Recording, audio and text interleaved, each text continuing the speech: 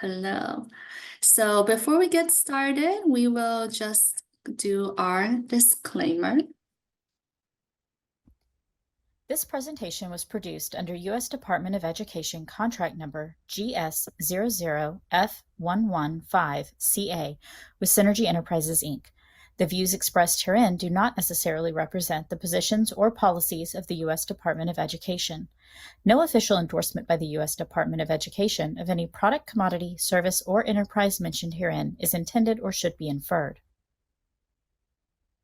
Now that we are disclaimed, this is our agenda for today. We'll begin with touching on a few reminders. Then we're going to move into data collection to expand on our previous sessions now that we are moving into the APR season for you all. And then we will have our usual reflection, our sharing, and we'll end with some upcoming events. Thank you. Welcome, welcome. So we have with us today your program officer, Linda, who will be on board. Hi, welcome everybody. Glad to have you with us. And I hope this next hour and a half is very beneficial for you as you start to definitely wrap up year 3 of our projects and beginning to think about what's next for you. Are you ready to end or will you need that other additional no-cost extension year to wrap up your successful work in your projects? So I'm pretty sure Injin is going to go ahead and introduce herself to you all as a team. And I'm glad to see you, and feel free to unmute yourself and speak up with any questions, or you can enter them in the chat. Thanks, everyone. Thank you. And again, hello, everyone. My name is Insin. And again, I'm sure some of you guys are wondering who I am. You might have seen me before on some of our past events. I will be your primary TA coach from now on. We've had just a little shift in our schedule, but I am, still. Casey is still here to support us, but I will be your primary TA contact moving forward. So I am really, really happy to see you all today. And I'm just really excited to work with you all as your, just primary TA person working forward. I definitely have big shoes to fill. I know Casey has been really wonderful. I've been so blessed and so lucky to have learned so much from her and the rest of the team who is on here today, who have really generously donated their time and all their experience to help bring me on board. But yeah, so I will be the person you see on most of our future events, and I will be on for any coaching calls as well, along with other members of our team. So I was actually a public high school science teacher all throughout COVID. So I have really seen firsthand and really experienced firsthand just all the cracks in our public school systems and our just school systems in general that COVID has just really exacerbated to a whole new level. And so it's been actually a really big pleasure and inspiration to me as I've been attending your events and I have been reading your APRs just to see just all the wonderful all the wonderful work you're doing to, help combat some of these problems and help get our kids back into school and connect them with their heritage, with their culture. So really thank you all for all of your work. And I really look forward to learning from all of you and working with you all and supporting you however I can. So at any time, if there's any feedback or suggestions, any problems you have, please reach out, and we are all here to support you. I'm here to support you along with the rest of the team. So thank you all very much.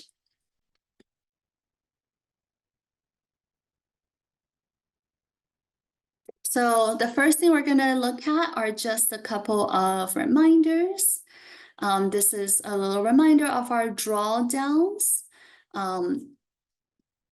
This grant is considered emergency funds.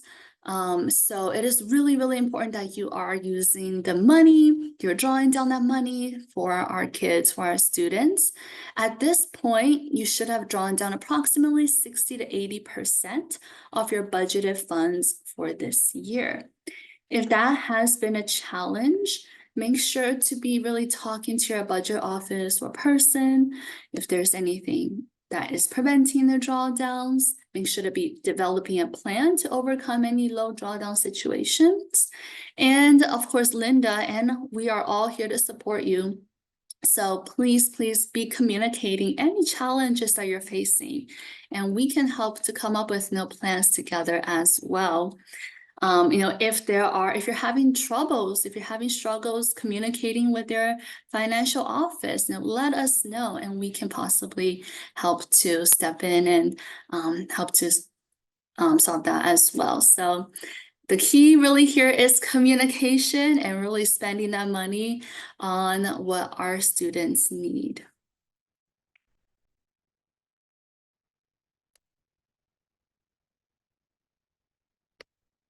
And again, thank you all for attending. As you guys know, attendance is really important. OIE is expecting all grantees to attend events, as you guys are here today. If at any time you cannot attend, recordings are provided for each program and can be found in our YouTube channel and our technical assistance page. You can find those links in the chat. If you're ever unable to attend, you can always plan for another member of your team to attend. Of course, do your best, but then you can always have another member of your team attend as well. So coming soon, we have the APRs, your annual performance report, which all of you all have had experience completing before. This year, they are due June 28th. And our APR webinar will be, it looks like, hold on, there's like a bit of a delay with the slide. My bad. Our APR webinar will be on May 30th at 3 p.m. Eastern time.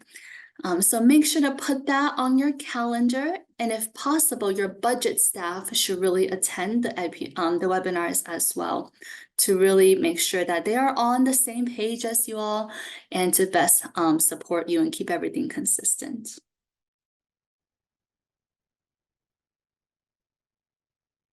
Here is our APR timeline as a refresher. The APRs are due June 28th by 4:30 p.m. Eastern. G6 is going to close. So really make sure you have those in before. Definitely don't wait until last minute, because you never know how technology will mess with you in the last minute as everyone is trying to submit. So really make sure you're putting this on your calendar, maybe even marking your calendar with in-between dates for when you want to get the in-between steps of the APR completed, so that we're not really stressed and potentially submitting late. The end of the grant year will be November 28, 2024 for the ARP-AIRE grants specifically. Again, some of you have multiple other grants. These are the dates for the ARP-AIRE grant, which may be different from some of the other grants. And of course, we know that many of you guys will not have all the data available by June 28th. And for the June 28th APR, you're only reporting up to April 30th.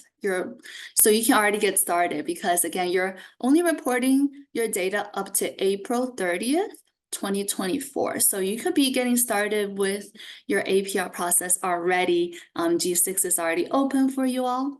And then any data that you need to update with us with, any incomplete data or any data that needs to be updated, that will be due December 13th of 2024. And I'll be reporting up to November 28th, which is the end of the grant year. Yeah. Yes. Ingen, it's Linda. I do have a question as I was putting those dates in my calendar. November 28th is a federal holiday. So you might want to go ahead and have that in by November 27th. We might need to adjust that a little bit for our meetings in the fall. that not your APR, the grant deadline year will be a holiday. So That's a really good point. Thank you. Again, the APR webinar is coming up soon on May 30th, but if you're already getting started with your APR, just a really quick tip, which you might already be familiar with, but just a reminder that G6 will time out on you. So if there are narrative sections of G6, like the explanation of progress and the executive summary, make sure to be writing them on documents outside of G6 and then transfer that information in. That way you're not in the middle of writing some really amazing summary of your work and then G6 times out on you and then you lose all your progress. So make sure if you're already starting to do that, which I encourage you guys to start working on your APRs, make sure to not lose any of your work and do your narrative sections outside of G6. And of course, between now and the APR due date, me and the whole rest of the team and your program officer were available to meet, answer questions, and provide support that you need. You can use our Calendly link to sign up for coaching. We will be sharing that link at the end of the session today. And again, make sure to set some reminders on your calendar between now and the due date.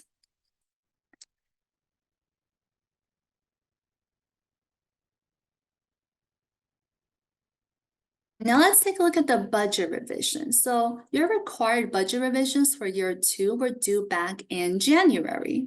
However, remember that you can submit budget revisions throughout the entire year as needed. We just ask that you avoid the last month of the grant year, both September, because that is actually the end of the grant year for most of the other grants, and also November, because it could be difficult to get through the approval process with so little time. With APRs approaching, the reporting season is a really good time to assess whether or not you need another budget revision.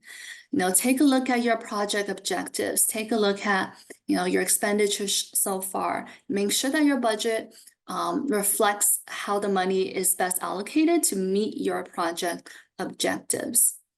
Keep in mind that the budget section, which is section B of the APR, is not your budget revision. Section B of the APR should reflect how you have been using your funds during the reporting period.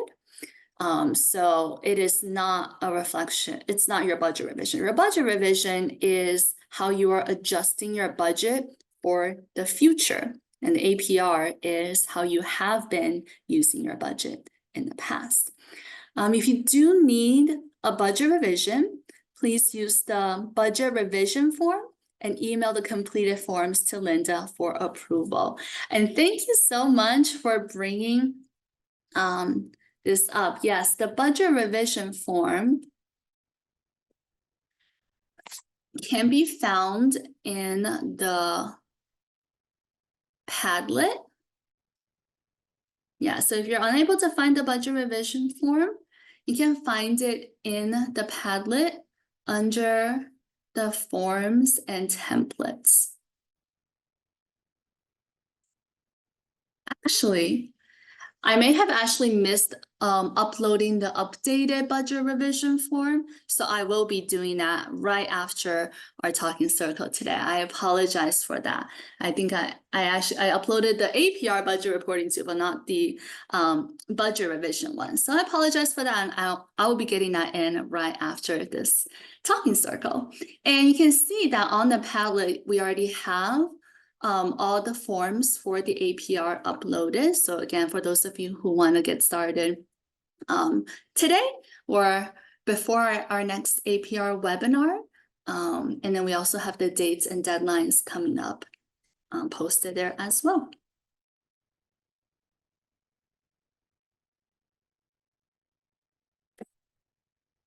Any questions so far?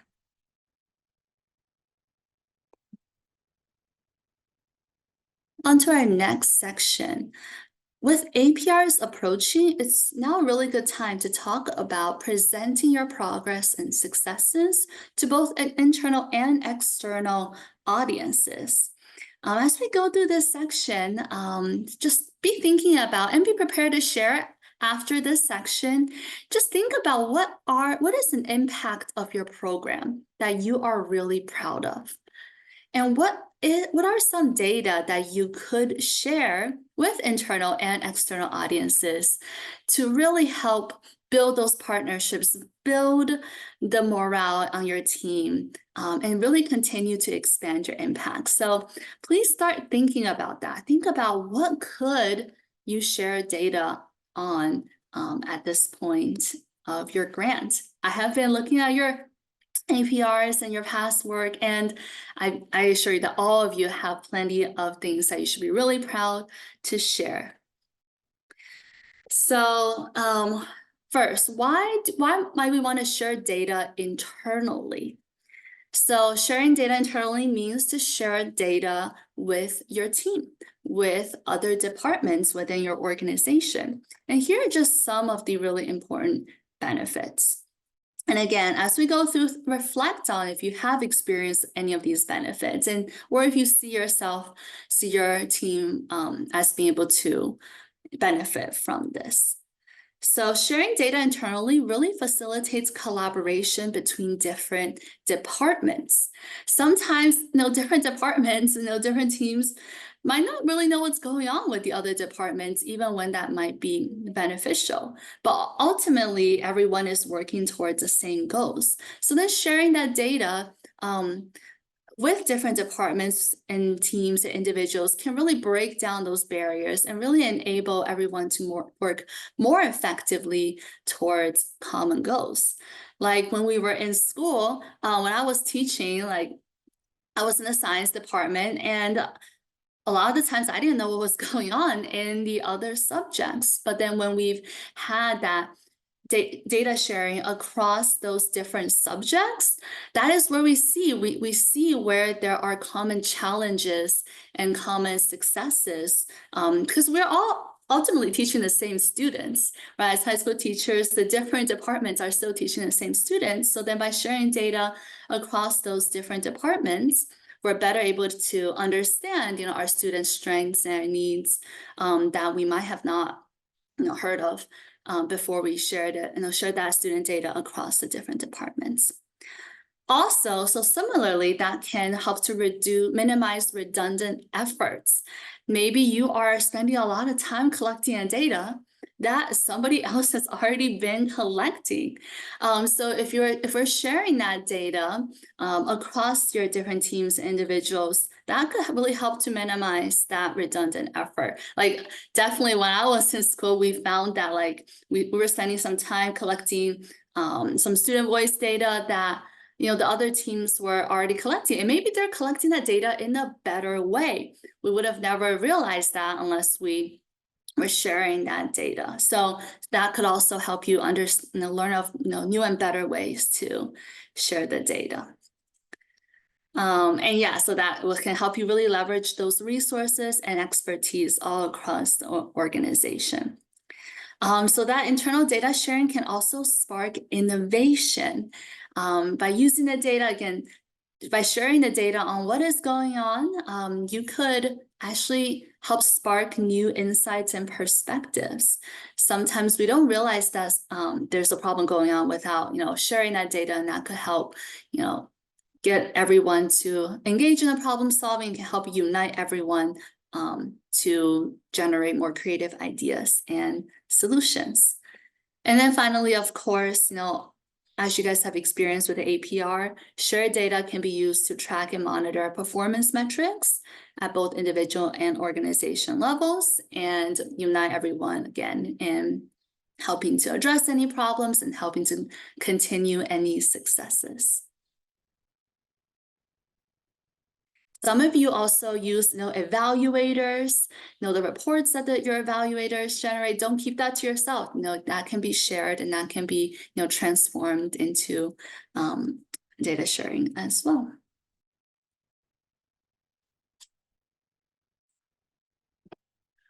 It is also important to share data externally.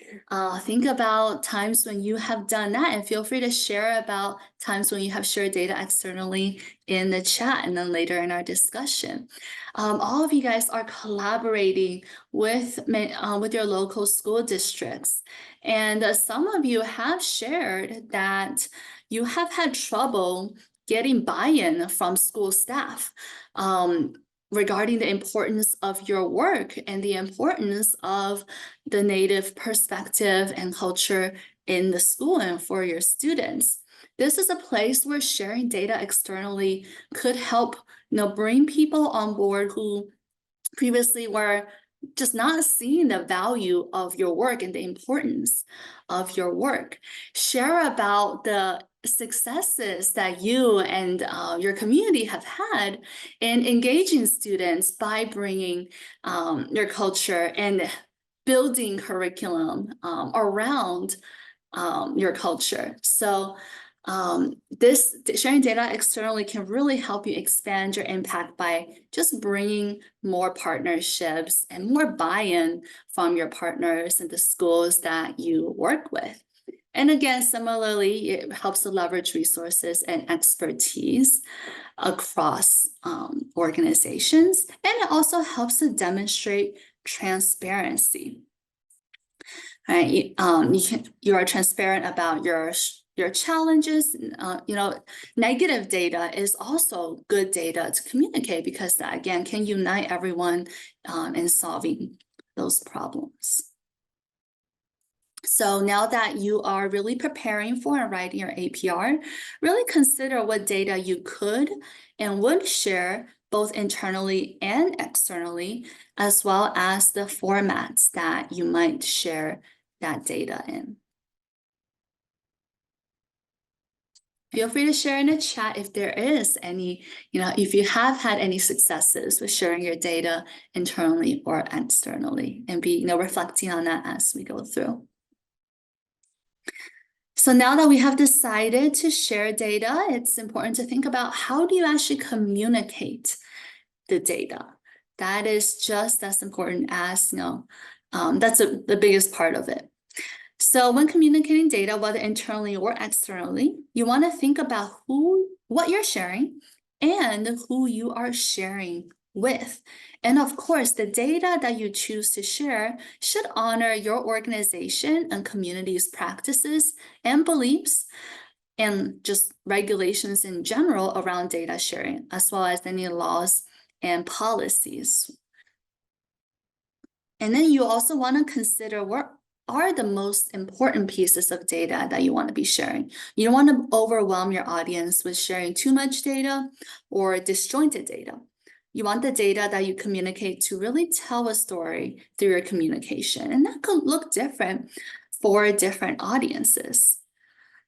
So in addition, sharing project outcomes and key learnings also really involve, just tailoring that communication. So not just the data, but also just your project outcomes and your goals. And if you're sharing data with your staff, internally with the members of your team, you might also want to think about how you can convey how their efforts have contributed to any successes in the data. So really highlight in the ways that your team has made all these contributions. And we know that staff retention has been an ongoing problem just for many organizations. So this could be a good way to boost morale, boost that sense of ownership, and hopefully maybe even boost the retention. If you're a tribal government official, or if you're working with tribal government officials, they might need insights into how the project aligns with your community needs and goals, and really look at, how is your project impacting overall tribal development. And all of you guys are working with schools and school system leaders, and they can really benefit from learning about effective strategies and practices that have shown good results that can be applied to educational settings. So I know some of you guys, are having trouble with getting that buy-in from the school. Maybe it's you need to show them some data about how culture-based learning improves student well-being, improves academic outcomes, improves graduation rates, and higher education rates as well. So these are partnerships I know all of you guys are working to strengthen. If you're sharing with policymakers, they really need evidence of the project's success to inform future policy decisions. And then finally, all of you guys are all, working to engage families more and to get the kids back in school and stay in school. So community members should also be informed about how your project will positively affect their lives and community well-being. And then, of course, donors. We all need money for everything that you do. So donors also need to understand your successes, your outcomes, and your value. So yeah, all of this is really, really important, and you really have to tailor your message to each different audience.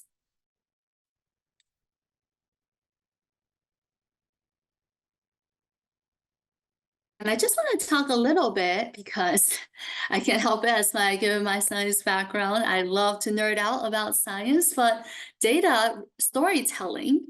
So not just presenting boring data, but to really make it compelling and engaging, you need data storytelling.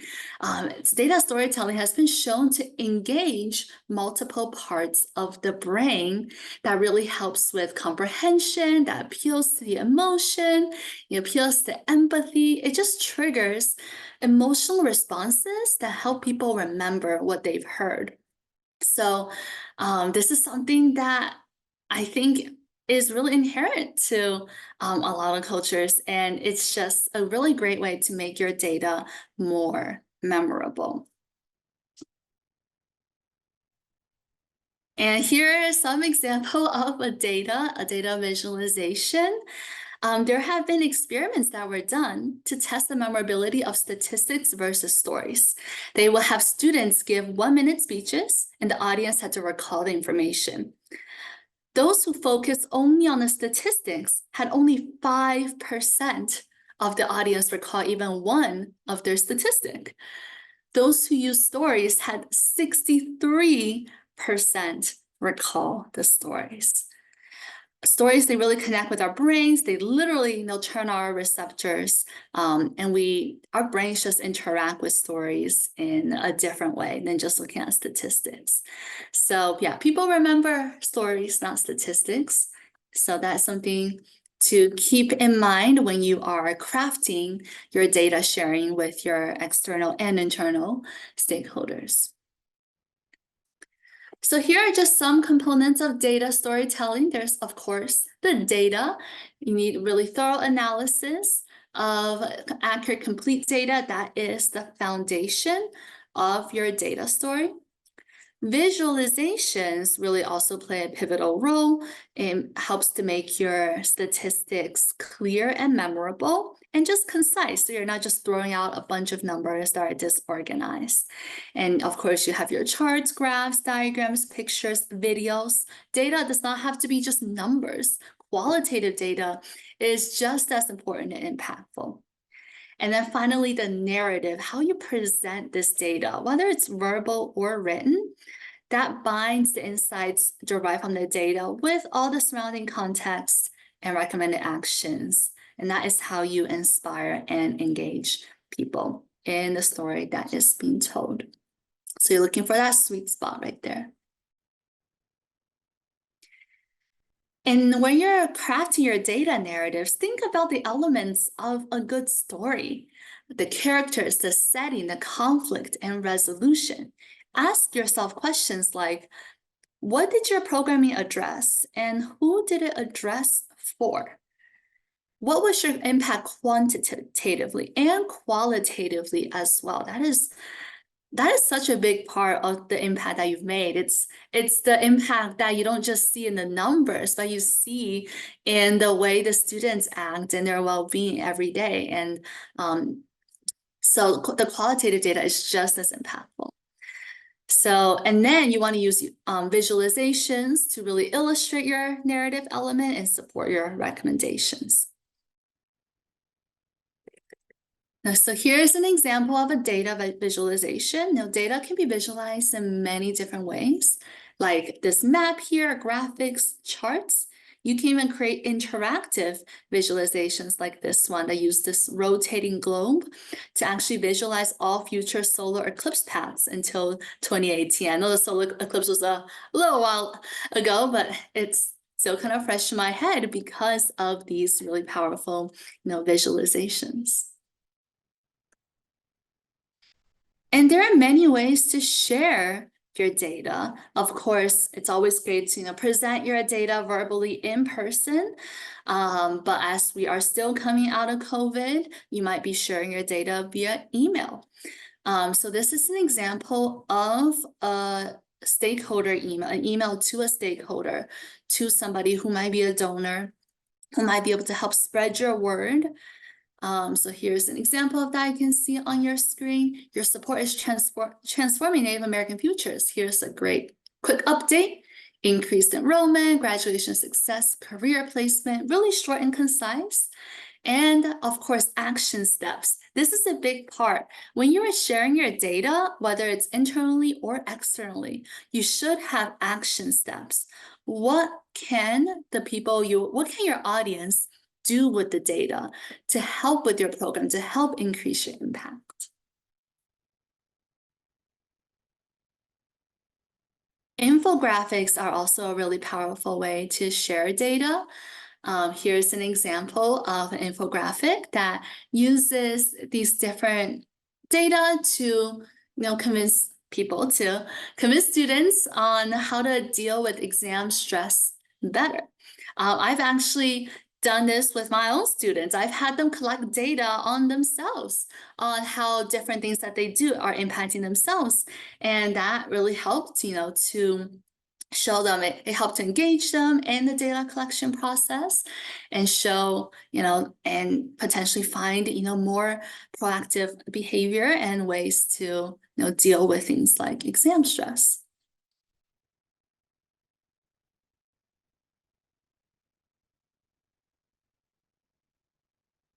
And I also just want to highlight a really great resource from the PD meeting. We had some of you guys may have attended this and others of you might have not, but we did have a PD meeting session called Telling Your Story with Data.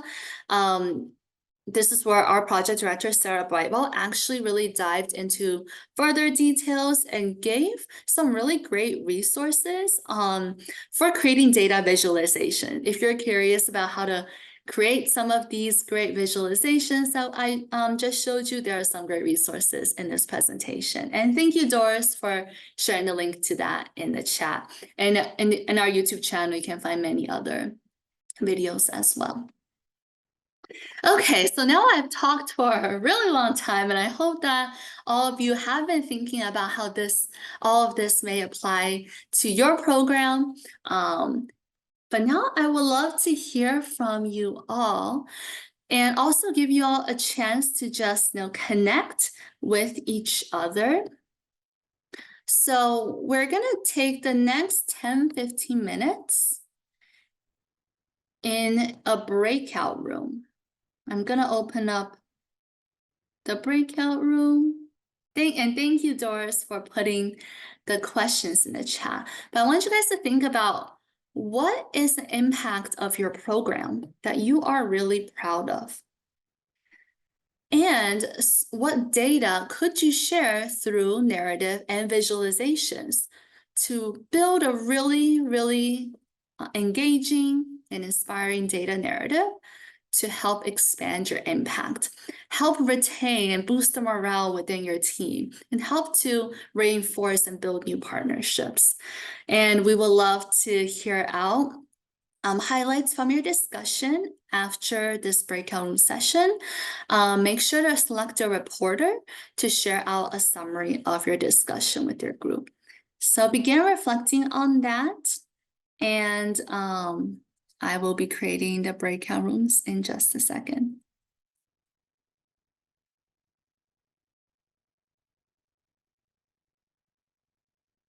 So it looks like I think we'll just have 2 breakout rooms.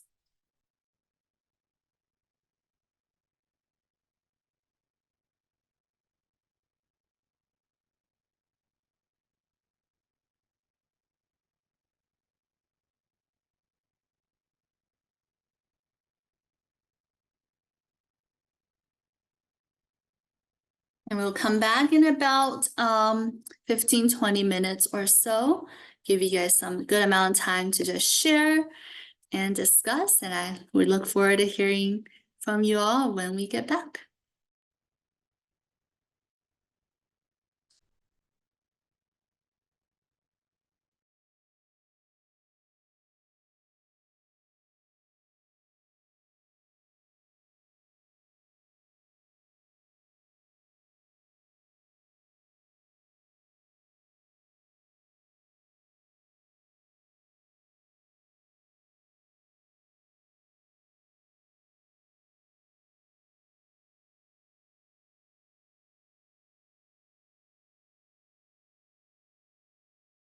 Let me know if you're having any trouble joining the breakout room. Gina, do you see an invitation to join the breakout room?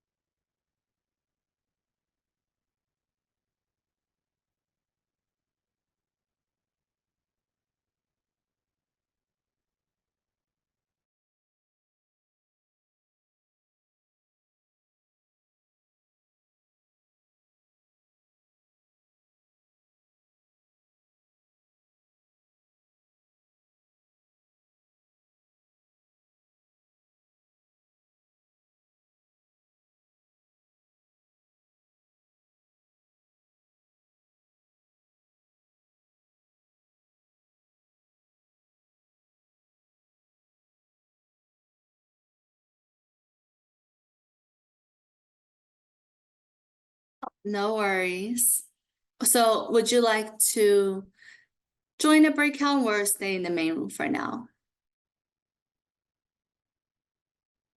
Feel free to join the breakout room so you can still hear it, listen in on the conversation. You can just let them know if you're not able to, talk at the moment. But it might be nice to join a breakout and just hear what others have to say.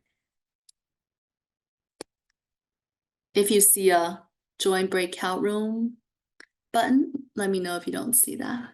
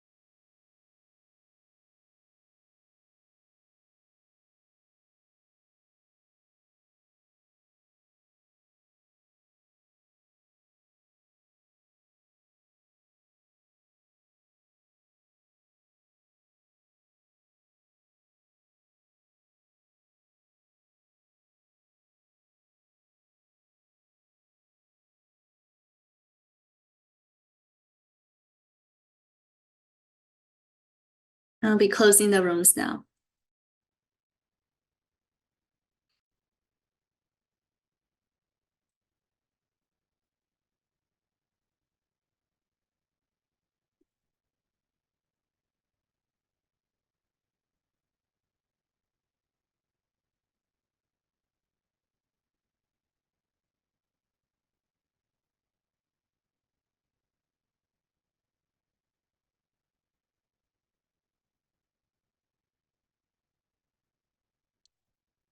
Okay, welcome back. Hope y'all had time to discuss with each other. I know there's never enough time. Oh, actually, not everyone has a turn yet. Sorry, please. I apologize if I, interrupted any great conversations, and I do hope you all, continue to connect with each other outside of these talking circle sessions, if you haven't been doing so already. Okay. Thank you, everyone. We saw some really great discussions going on. Again, I apologize if I cut you guys off right in the middle of your conversations. And I really do encourage you all to connect with each other outside of these talking circle times, whenever you can. And now I would love to hear from you guys, some highlights of your discussion. What is data that you might like to share? Who might you share that with? And how might you do this? So let's start with room 1, which have Fidelia, Janelle, Neil, and Scott.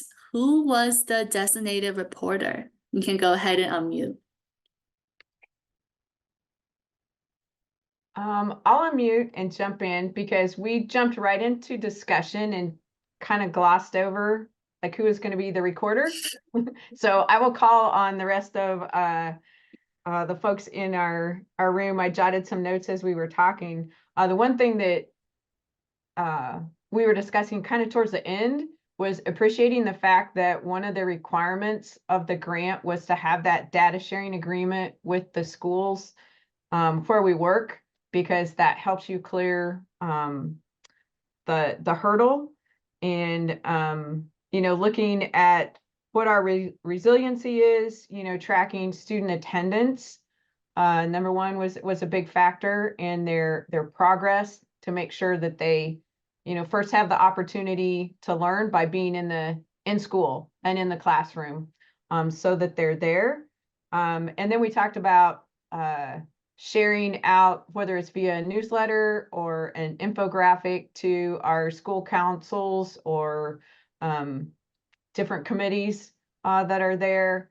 And then also sharing externally via newsletters and social media that we might have access to, and telling a story that way, more externally in the newsletters and information sharing. Group, Thank you. capture notes, okay?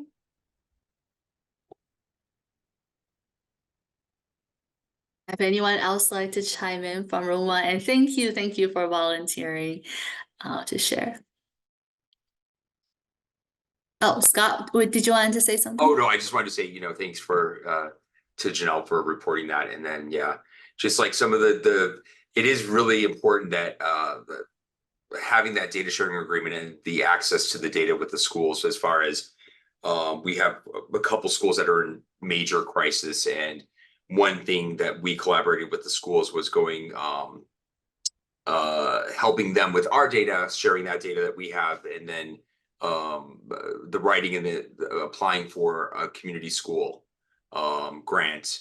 And then three of our schools actually have received and will implement the community school plan into action this upcoming year. So it was a really great collaboration with data, and something we never would have probably had all of that, received the grant, if we didn't collectively all work together and as a community, as a school, as a tribe, through this ARP-AIRE grant that led to that.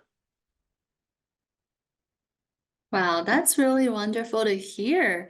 Do you mind sharing a little bit more about like what data did you share with the schools to help to facilitate this, and like how did you go about doing that?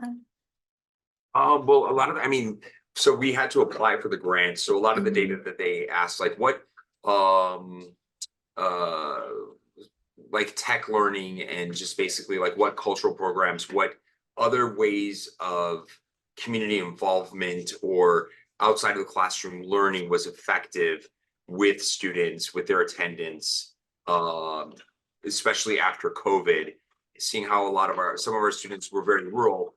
Uh, some of our schools are about 90%, over 90% native. Some are only about 12%. But looking to, in a rural area, why the traditional Western approach to learning is not succeeding or successful, especially with our students and the schools. And then how can we hold the community more accountable? What the community, who is the community? What is it made up of? All of those numbers came into effect. Um, it was about a year of meetings, in nighttime, 6 to 8, when this planning would go on and all the data sharing. And then there was someone that they had who was writing the actual grant, but um, there was it was a really, there was a lot of data sharing. Let's just put it that way. Uh, no, thank you for sharing that. Thank you both. No, those are some great examples of the impact of data sharing.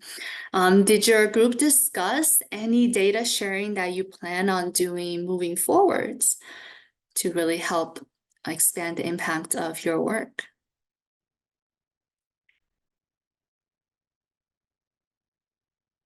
I'm sorry, are you talking about our group that met, or yeah?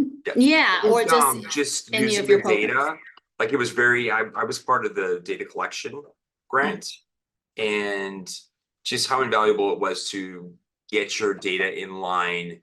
We were a department that grew from 1 to 6. We would never be able to do that. We're grant dependent, and to seek the right funding and to have those numbers and to know what's working and what's not working, and what direction to go. But I know that data collecting is not everyone's favorite. I used to work in finance, but I really like numbers and data. It's my favorite part. But it's also telling that story once you get that data, because you have to do that in order to have successful programming and for the benefit of the student, For sure. Thank you.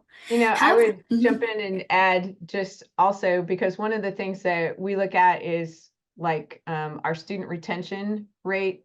So we're definitely tracking, attendance. So are the students there? And then when they're there, are they learning at the rate they should be? Because then are they staying in school and being promoted to the next grade? And then hopefully once they get into high school, are they ultimately graduating and then have a plan post high school? So having that, trail that we can hopefully follow them throughout their educational career and know that at least each step along the way that you've helped prepare them for the next step as best you can. And then doing community sharing, also having the component like sharing with their parents or caregivers, and then sharing within the community so that you can generate that community support for your program moving forward. And we all talked about the importance of being able to, at times, like bring it to the people that you're working with, because I think it was Fidelia talked about that they have like a mobile library. So to help ensure literacy, that they have a library truck that travels around with books and things like that. So That's really awesome. And yeah, if you have the mobile library set up, we would love if you want to send over, pictures of the library we've been looking for. We've been hearing about the long, arduous journey toward on that. So thank you. Love to see that as well. Those are some really exciting things going on. And let's now move to room 2 with Gina, Haley, and Misty. Yeah, I am the reporter for our team. We had a really great conversation. We really focused on a lot of the successes that we were able to have within all of our programs through the grant. And a lot of it seems like a lot of themes were revolved around cultural relevancy and just connection. Roxanne and Missy both had really awesome stories on like individual youth that they've been able to impact through their programs, and just kind of like increasing engagement with our youth by having kind of these culturally relevant opportunities. And in terms of data, we talked more about, like Misty really shared kind of like their data system and how their student coordinators have been really successful at receiving and kind of getting the data that they need through like weekly check-ins and parent connections. And so, Roxanne and myself were kind of just talking about kind of like right now the things that we wish to improve upon in our data collection, and asking Missy about like the system that their team utilizes and how awesome that's been. Kind of talking about how expensive those data systems can be. In terms of the grant with the school district that I work for, something that has been really awesome in terms of like visualizing data has been, like a lot of this grant is allowing us to develop culturally relevant place-based curriculum inside of the classroom for our high schoolers. And prior to our team kind of creating these project-based courses, everything was online, and so in terms of like a visualization perspective, we now have a lot of like tangible projects that our students have worked on that, are rooted on island, which has increased our engagement so much. I was, telling Missy and Roxanne, I've never had youth ask me for more content or more assignments than, some of these classes we've been able to bring inside of the classroom. But then also from like a visual perspective, just like the sheer amount of community members we had included in our curriculum development process, I feel like is really powerful from a data perspective and also from a visualization perspective. The very front of our curriculum, we've had over 20 community members be able to contribute to just a single course that our high schoolers have been able to receive. And that's just really powerful. And so we note that like visually inside of our course content, but then also, in kind of when we discuss our courses with the community, in terms of like who was all able to contribute, prior to that, there was no community members able to contribute to the course content that they were receiving, and was not relevant at all to Alaska, let alone, the small island that we live in. So anyways, those are kind of the discussions that we talked about. And yeah. Wow, thank you so much. Those are some really exciting successes, and just data that you guys have been collecting. Thank you. And I would love to, I don't know if Misty, you would be willing to share with us just a little bit more about that data collection system that you use. Sounds really interesting. Yeah, it's a system called Apricot 360. So I believe that we had it, and I know Janelle's on this call. She's works for our organization, and I believe it was customized to our needs. I want to say we had something before that was a little bit more complicated, but I think it's been customized for our student support coordinators for input now. Yeah, that's right. That we were able to move to this. So it just starts with the basics, and then each organization can customize like what they want to track and how they want to do it, so that it's a lot easier than when you talk for those people who have to do all the data collection and make the entries, that it's a little bit more user friendly. That's really good to hear. And, please chime in if anyone else has used this system before or, might be interested in looking into it. Sorry, could you spell that for me really quick? Yeah, I'm going to put it in the chat. Perfect. Thank you. And I also just want to throw out another question for you all. Just, all of you guys have done so much data sharing, and it sounds like, especially with a lot of external stakeholders, what do you feel like were some of the methods that you found the most effective, or maybe some that you found that didn't work as well? Now, what types of visualizations, what types of storytelling have you found to be, those the most effective when it comes to, mobilizing the community and your partners?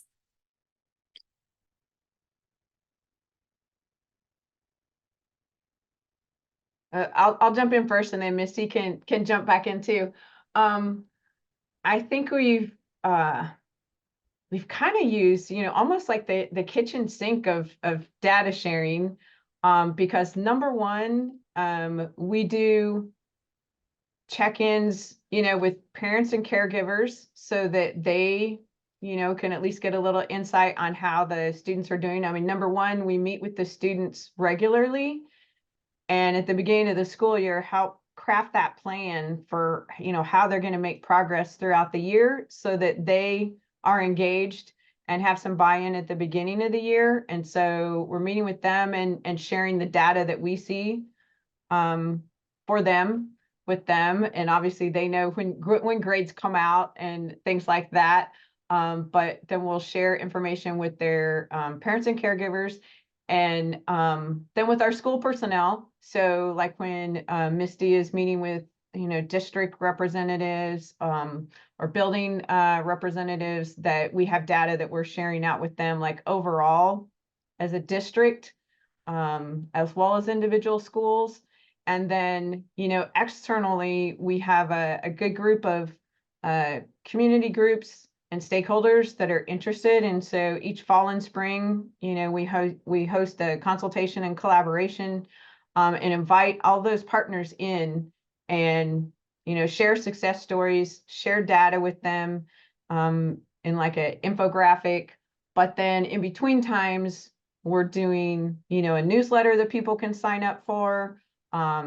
We do social media, anytime that we can tell a story that's a success story with a particular student or group of students. So we're sharing out that way and trying to get followers, for our program in that way. So it's kind of a little bit of everything is what we're trying to do, at least. Yeah, I like that, Janelle. You brought that podcast up. Like, you just kind of getting we have to stay with the times and make sure we're doing the things that we need to get people's attention. So I like the social media blurbs that we create. Like I like that our organization, I think we received it was a grant specifically for social, creating social media content. So that has definitely helped us in the fact that we're constantly pushing stuff out.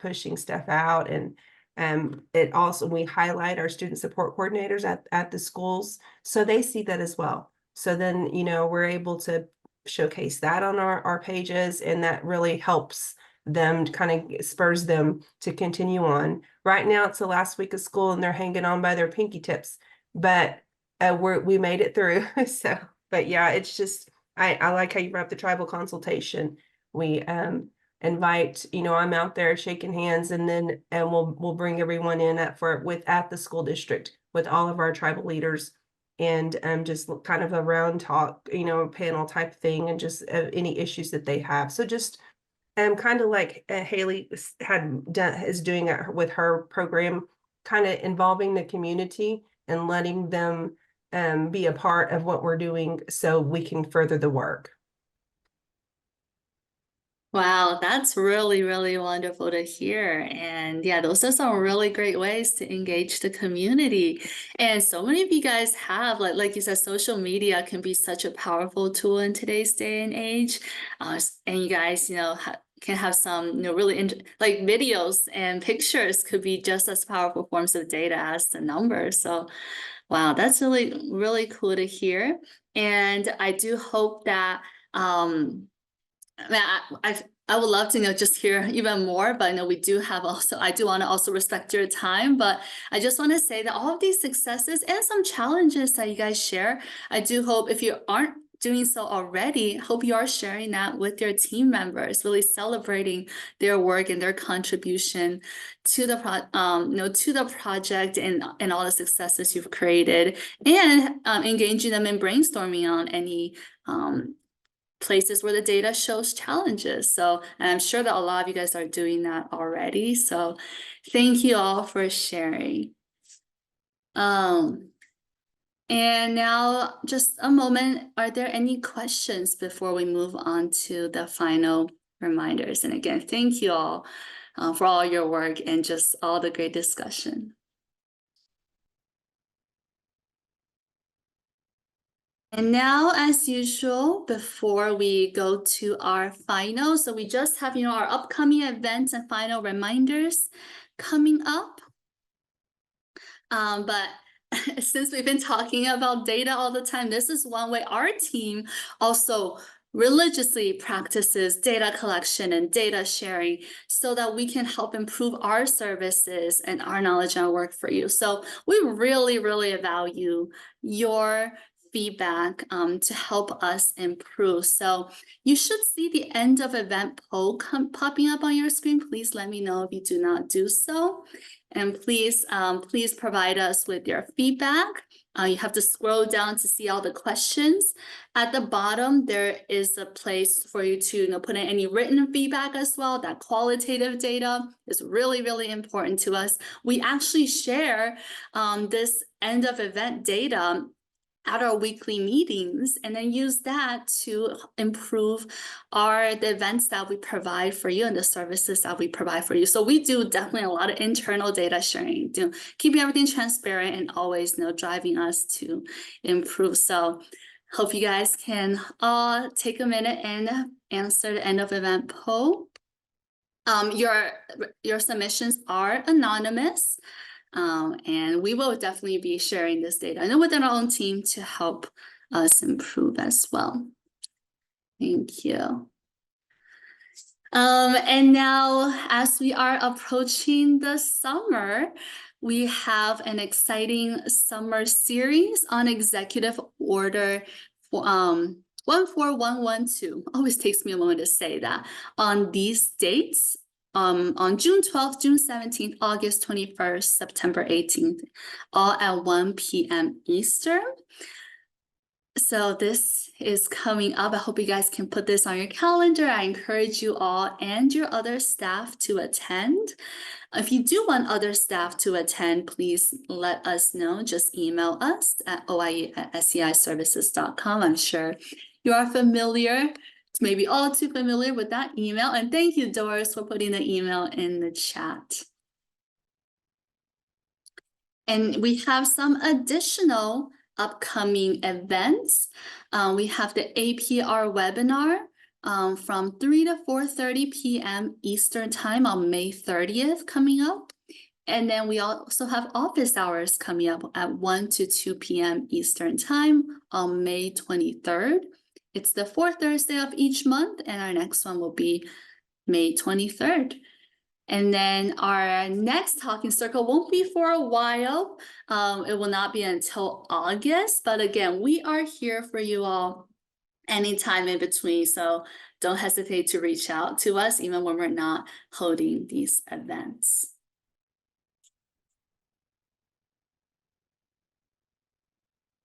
And of course, here's some additional contact information. The oie@sceiservices.com email. I have also put in my personal TA team email, ylin@sceiservices.com. You can also schedule coaching sessions with us. And you can invite anybody on your team to these coaching sessions. Does not just have to be the project director. And you can find the link to that in the chat as well.